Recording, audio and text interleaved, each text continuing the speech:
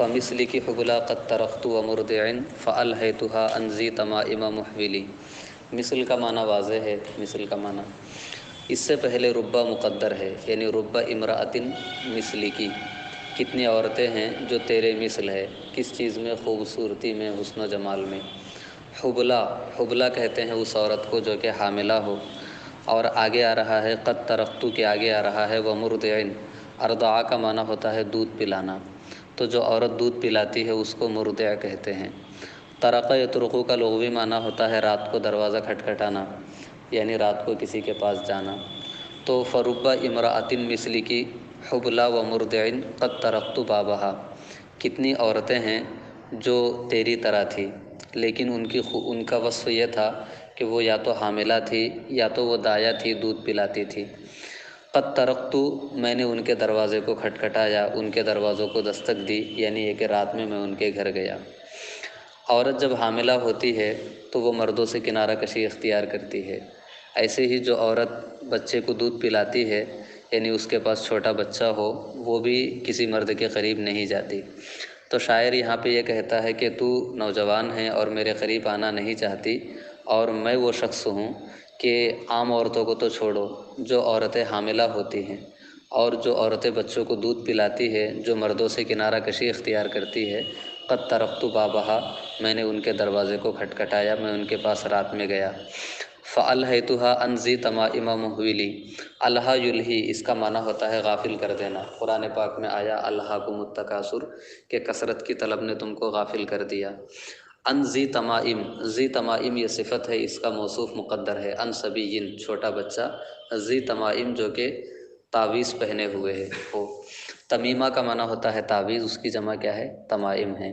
تو عربوں کی عادت ہوتی تھی کہ جب ان کے ہاں بچہ پیدا ہوتا، چھوٹا رہتا، تو گلے میں تعویذ لٹکاتے تھے، جب وہ بڑا ہو جاتا تو تعویذ نکال دیتے، سر پہ امامہ باندھ دیتے تھے۔ تو یہ یعنی گھر میں رہتا تو تعویذ کے ذریعے حفاظت کرتے، بعد میں جو ہے اسے میدان جنگ کے لیے خاص کر دیتے تھے۔ تو ذی تمائم بول کے کنایا کیا جاتا ہے چھوٹے بچے سے، ان صبیین ذی تمائم، چھوٹے بچے سے۔ محولی، احولا یحولو، اس کا معنی ہوتا ہے حال علیہ الحول، کہ اس کے اوپر ایک سال گزرا۔ تو بچہ جب چھوٹا ہوتا ہے تو ماں کو بڑی فکر ہوتی ہے کہ بچہ چھوٹا ہے۔ تو کہا فَأَلْهَيْتُهَا، اب پورے شعر کا ترجمہ ہوگا کہ کتنی عورتیں ہیں جو کہ حاملہ تھی، وَمُرْضِعٍ، بچوں کو دودھ پلانے والی تھی، قد ترقت بابہا، میں رات میں ان کے پاس گیا، فَأَلْهَيْتُهَا، پھر میں نے ان عورتوں کو غافل کر دیا، کس سے؟ ان صبیین، اس چھوٹے سے بچے سے جس کے گلے میں تعویذ لٹک رہا تھا، جس کا بھی 1 سال پورا نہیں ہوا۔ تو باوجود کہ عورت جب حاملہ ہو یا دودھ پلا رہی ہو، وہ مردوں سے دور رہتی ہے، اور اس کے پاس چھوٹا بچہ ہو جس کے گلے میں تعویذ ہو، 1 سال کا بھی پورا نہ ہوا ہو، تو اس بچے سے بھی میں نے غافل کر دیا، اور اس عورت کو پورے طور پہ میں نے اپنے قبضے میں لے لیا، اور تو میرے پاس آنے سے انکار کر رہی ہے، سوچو میں کون ہوں۔ پھر اس کے آگے جو دوسرا شعر ہے صاحب، یہی وہ شعر ہے جو بہت ہی زیادہ خطرناک ہے۔ کہا کہ اذا ما بکا من خلفها انصرفت له بشق وتحتی شقها لم تحولی۔ اذا ما بکا، جب میں نے اس عورت کو غافل کر دیا اپنے بچے سے، تو بچہ کیا ہوگا؟ ماں کو یاد کرے گا، روئے گا۔ اذا ما بکا من خلفها، جب بچہ اس کے پیچھے سے روتا، نیچے الطفل لکھا ہے کہ جب وہ چھوٹا بچہ ماں کو نہ پا کر کے یا ماں کو غافل پا کر کے روتا، تو ماں بچے کی جانب متوجہ ہوتی۔ کیسے متوجہ ہوتی؟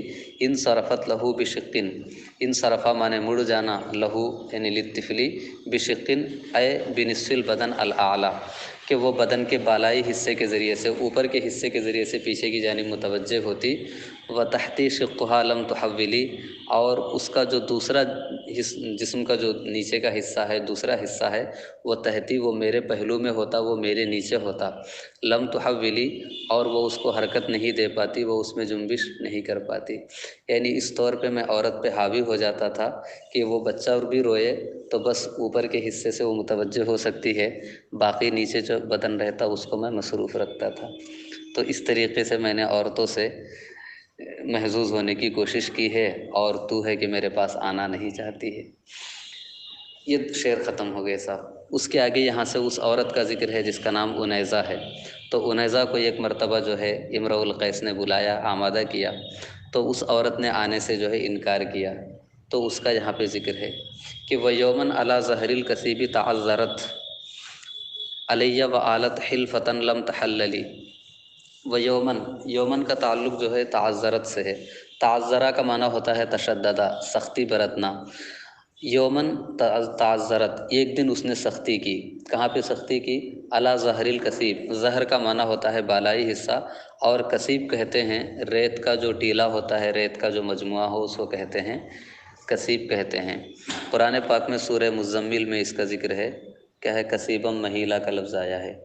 تو کہا کہ وہ یومن علی ظہر الکثیبی، ایک دن ریت کے ٹیلے کے اوپر تعذرت علیہ، اس عورت نے میرے پاس آنے سے انکار کر دیا، میرے ساتھ بڑی سختی برتی، کہا میں نہیں آؤں گی۔ وآلت، آلا یولی، اس کا معنی ہوتا ہے قسم کھانا۔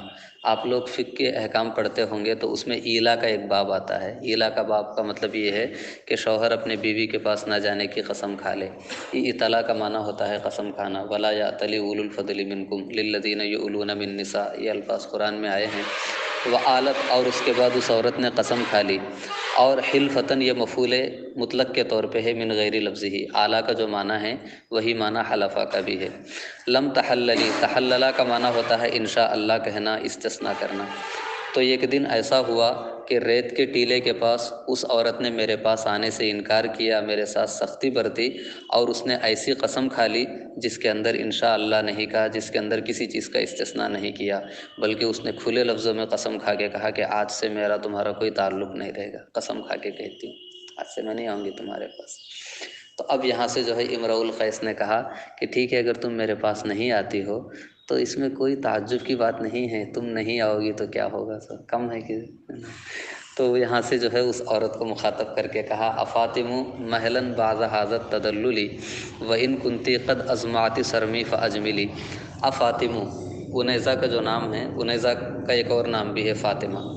اس میں حمزہ جو دیکھ رہے ہیں افاطموں میں شروع میں، یہ حمزہ ندا کے لیے ہے، جیسے یا ایا حیا، اور حمزہ مفتوحہ بھی تو ہے، تو افاطمو یعنی یا فاطمہ۔ اور فاطمو اصل میں کیا تھا؟ فاطمتو تھا، اس کے اخیر سے تا کو حذف کر دیا گیا منادى مرخم کے طور پہ، تو کیا بچا؟ افاطمو بچا، فاطمو بچا۔ تو اسی کو مخاطب کیا، کہا افاطمو یعنی ایتھا فاطمہ، یا فاطمتو اے فاطمہ۔ مہلن، مہلن کا معنی ہوتا ہے ترکن، یعنی اترکی، اس کو چھوڑ دے۔ بعض کا معنی واضح ہے۔ التدلل، تدلل کا معنی ہوتا ہے الدلال، دلال کا معنی ہوتا ہے ناز و نخرے۔ افاطم مہلاً بعد حاضت تدللی، اے فاطمہ تو اس ناز و ادا کو چھوڑ دے، یہ نخرے کرنا چھوڑ دے میرے ساتھ۔ وَإِن كُنْتِ قَدْ أَزْمَعْتِ سَرْمِي فَأَجْمِلِي۔ ازمع یزمع، اس کا وہی معنی ہے جو عظمہ کا معنی ہے۔ عظمہ کا معنی عزم کرنا، اور ازمع کا معنی بھی ہوتا ہے عزم کرنا۔ سرم کا معنی ہوتا ہے توڑ دینا، کاٹ دینا، سرم کا معنی توڑ دینا۔ قرآن پاک میں آیا ہے وَأَقْسَمُوا لَيَصْرِمُنَّهَا مُصْبِحِينَ، انہوں نے قسم کھائی کہ صبح پھل توڑ دیں گے۔ تو سرما کا معنی کاٹ دینا، توڑ دینا۔ تو یہاں سرم سے مراد کیا ہے؟ رشتہ توڑ دینا۔ اور اجملا یجملو اجمالاً، کسی بھی کام کو بحسن و خوبی انجام دینا۔ تو شعر کا مطلب یہ ہوا کہ اے فاطمہ تو ان ناز و ادا کو چھوڑ دے۔ وَإِن كُنْتِ قَدْ أَزْمَعْتِ سَرْمِي، اور اگر تو مجھے چھوڑنے کا عزم کر چکی ہے، فَأَجْمِلِي فِي ذَلِكَ، تو پھر اچھے طریقے سے چھوڑ، یعنی جو میرے تقاضے ہیں، خواہشات ہیں، ان کو پورا کر کے اس کے بعد چلی جانا، ایسے زبردستی جو ہے میرا ساتھ چھوڑ کر کے مت جا۔ پھر کہا اغرک منی ان حبک قاتلی وانک مہما تأمر القلب یفعلی۔ اے فاطمہ کیا تو اس غرور میں ہے کہ تیری محبت مجھے مار ڈالے گی، اور تو جو بھی کہے گی میرا دل وہ کرتا رہے گا؟ ایسا کچھ بھی نہیں ہے۔ اگر تو مجھے چھوڑ بھی دے گی تو میں پریشان نہیں ہوں، اس لیے کہ اور بھی معاملات ہیں۔ اغرکی، اس کے اندر حمزہ جو ہے استفہام کے لیے ہے۔ غرہ یغرو کا معنی ہوتا ہے دھوکہ دینا۔ قرآن پاک میں آیا ہے یا ایھا الانسان ما غرک، یعنی ما الذی خدعک۔ اغرکی، اس کے اندر کاف جو ہے خطاب کے لیے ہے۔ منی، میری جانب سے تجھے دھوکہ ہوا ہے۔ ان حبک قاتلی سے لے کے اخیر تک جو پورا دیکھ رہے ہیں، پوری عبارت دیکھ رہے ہیں، یہ پورا کا پورا غرہ کا فاعل ہے۔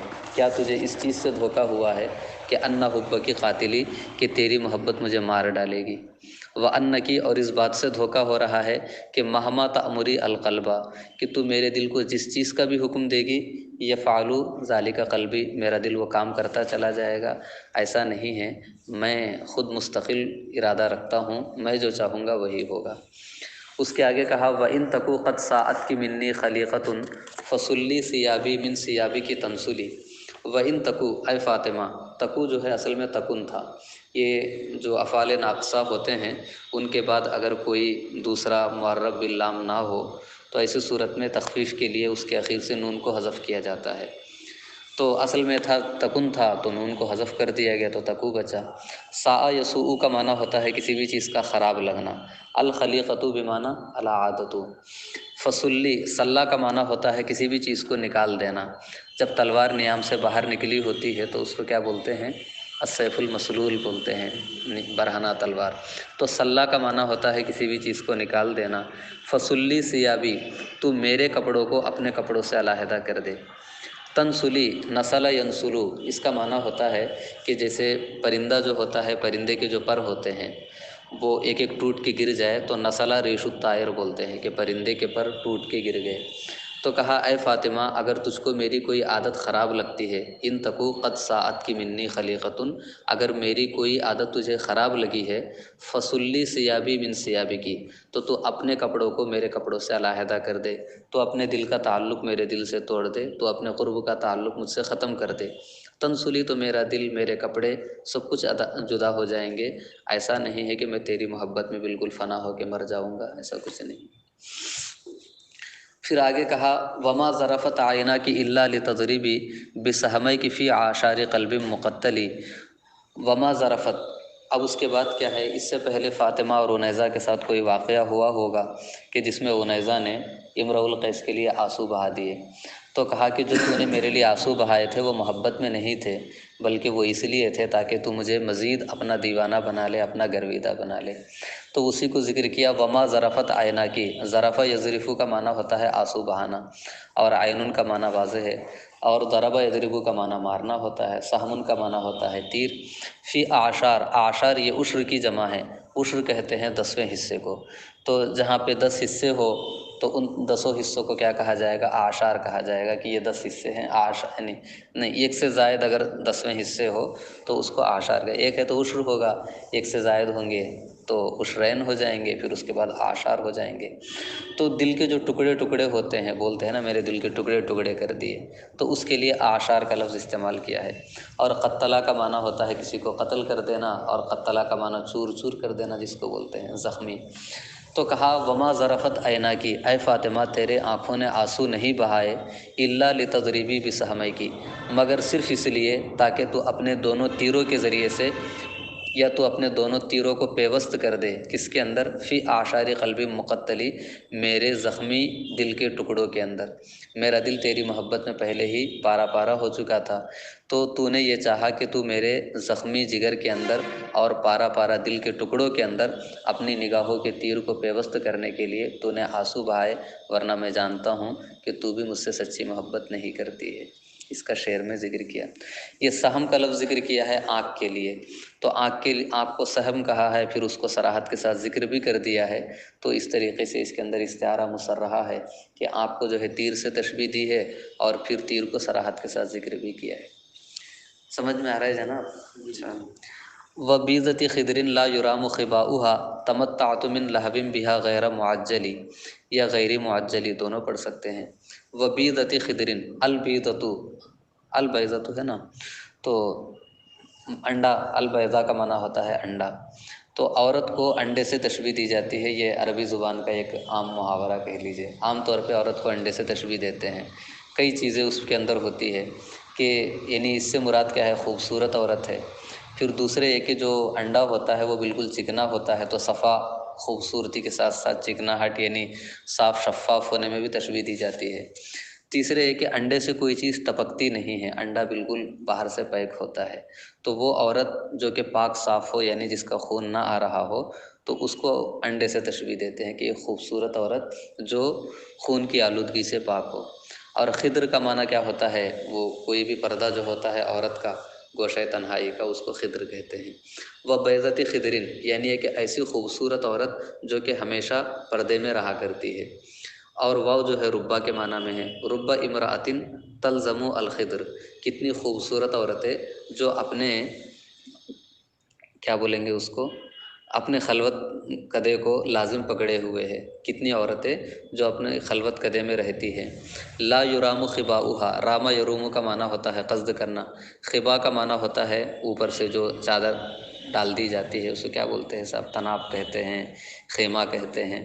تو کتنی خوبصورت عورتیں ہیں کہ جو پردہ نشی ہوا کرتی تھی اور جن کے پردے کا یا جن کے خیمے کا قصد نہیں کیا جاتا ہے، ایسی عورتوں کے پاس بھی میں گیا ہوں۔ تمتعت من لہو بہا غیر معجلی، تمتع یا تمتع کا معنی ہوتا ہے لطف اندوز ہونا، من لہو بہا، لہو کا معنی واضح ہے، بہا کا معنی بھی وہ عورت کی جانب یعنی بیضتن کی جانب ضمیر راجع ہے۔